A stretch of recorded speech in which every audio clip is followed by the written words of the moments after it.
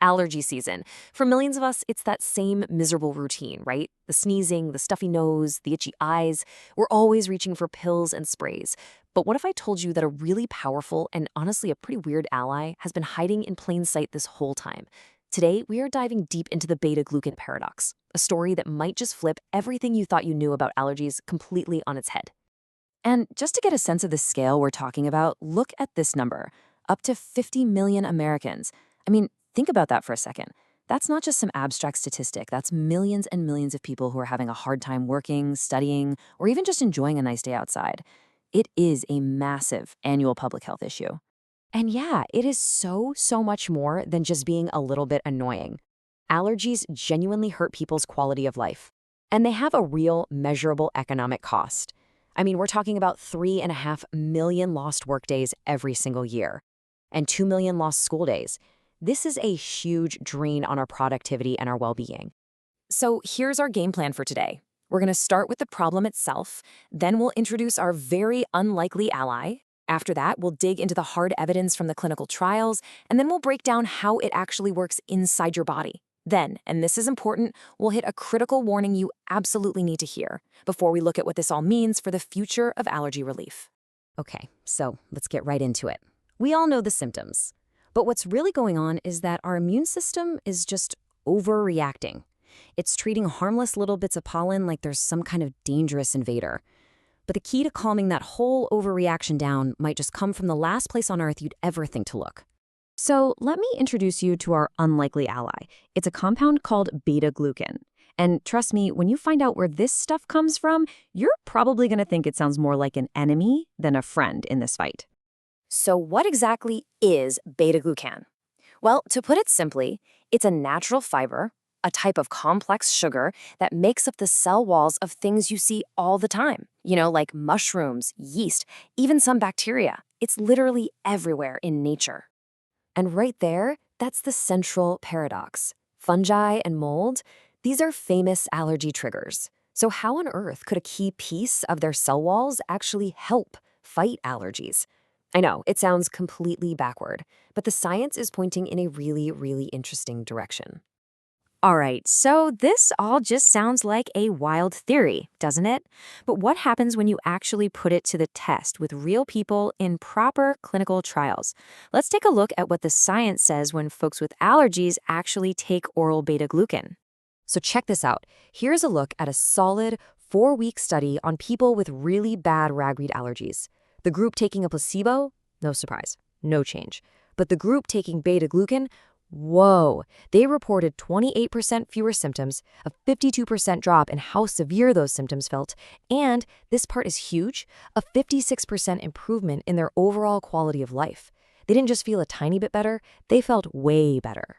And this chart, it really paints a picture of that severity score.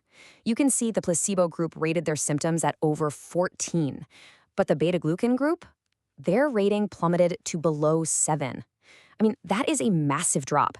It's like they cut how bad they felt by more than half. And, this isn't just a one-hit wonder for ragweed. We've seen similar positive results pop up in all kinds of different studies.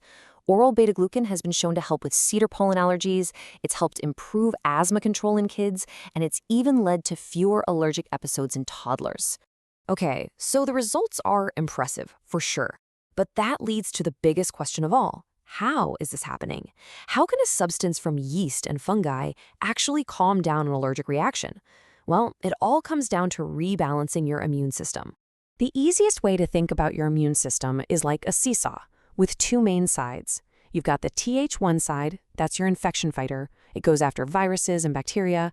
Then you've got the Th2 side, and that's the allergy driver. Now, for people with allergies, that Th2 side is pushed way up, overreacting and causing all those miserable symptoms. And here is how it seems to work.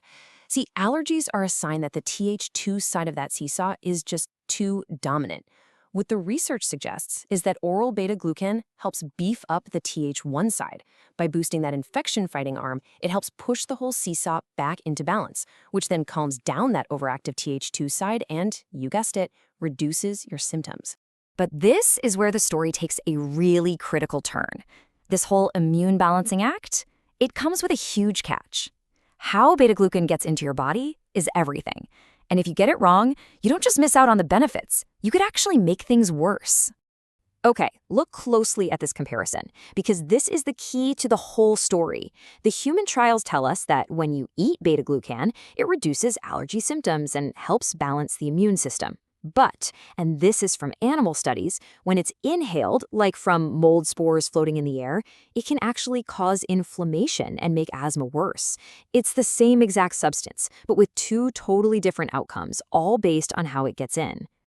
And this quote from an old animal study really drives that point home.